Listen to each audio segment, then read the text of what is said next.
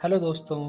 एक बार फिर से मैं आपके सामने हाजिर हूँ एक नई कहानी के साथ में। मैं उम्मीद करता हूँ कि आप सब लोग बहुत अच्छे होंगे और कहानी सुनने के लिए तैयार होंगे। कहानी शुरू करते हैं। आज की कहानी है एक छोटी गिलहरी के बारे में।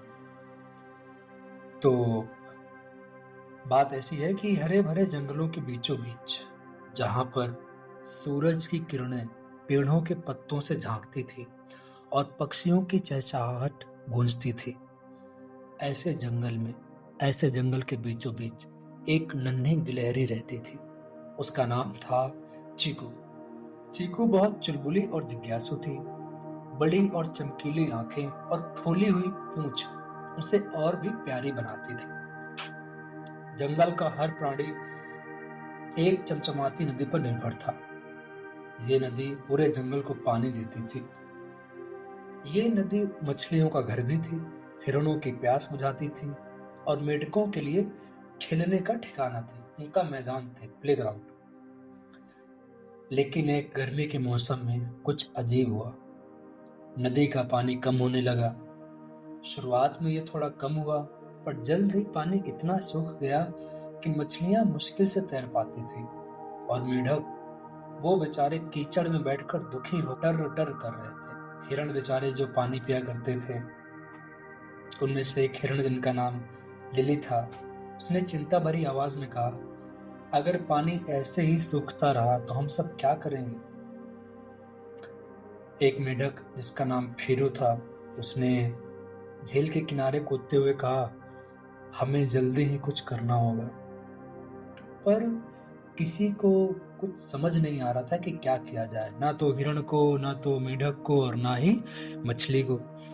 सबने चीकू की तरफ देखा। चीकू जो हर चीज को गौर से देखती थी, तुरंत बोल पड़ी, मैं पता लगाऊंगी कि नदी क्यों सूख रही है।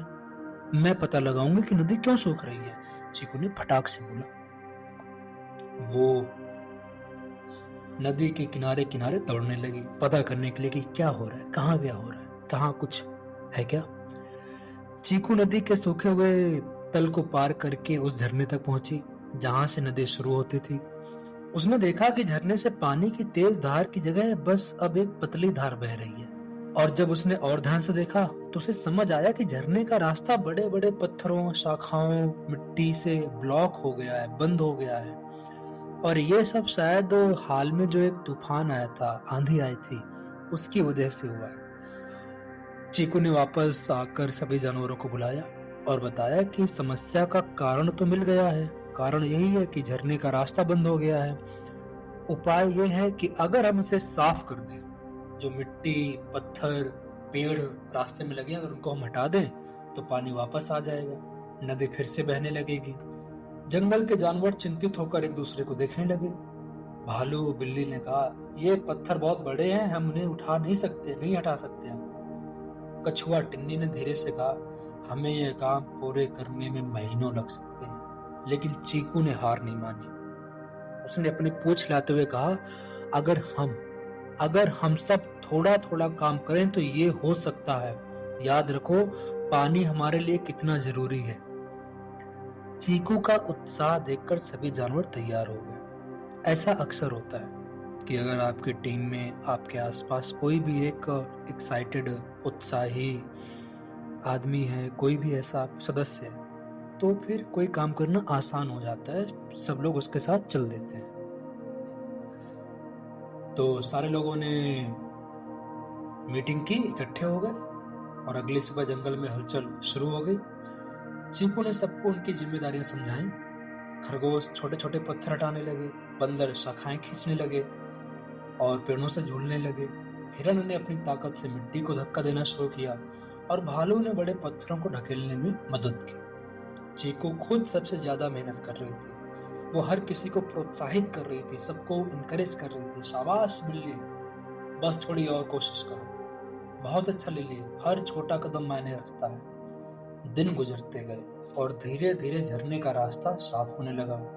पक्षी भी मदद करने लगे, छोटे छोटे तिनके और पत्तियां उठाकर ले जाने लगे पक्षी लोग। काफी काम हो चुका था और आखिरी में एक बड़ा पत्थर रह गया, वो सबसे भारी था। चीकू ने चिल्लाकर कहा, अब हम सबको मिलकर इसे हटाना होगा। और सभी जानवर इकट्ठे हो गए। भालू और हिरण ने धक्का दिया, बंदरों ने खींचा और यहाँ तक कि छोटी छोटी चींटियों ने भी अपनी ताकत लगाई। 1 2 3 धक्का!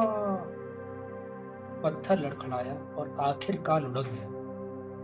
और जैसे ही पत्थर लुढ़का, झरने से पानी की तेज धार बहने लगी। नदी में पानी भरने लगा, मछलियां खुशी से उछलने लगी, मेढक खुशी से टर टर करने लगे और जंगल में खुशी की लहर दौड़ गई। शाम को सूरज डूबते समय जब नदी सोने की तरह चमक रही थी, सभी जानवर चीकू के पास गए।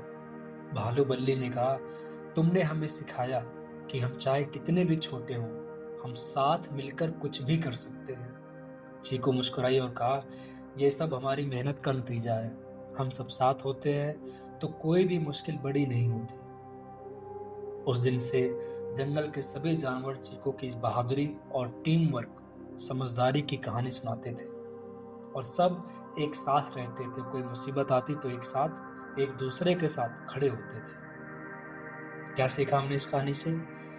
हमने इस कहानी से ये सीखा कि टीम वर्क और दृढ़ संकल्प, डिटर्मिनेशन, इन दो चीजों से बड़ी समस्या का समाधान हो सकता है। चाहे कोई कितना भी छोटा है, हर किसी का योगदान मायने रखता है। तो ये कहानी यहीं पर समाप्त होती है मेरे दोस्तों। हम दोबारा मिलेंगे अगली कहानी के साथ।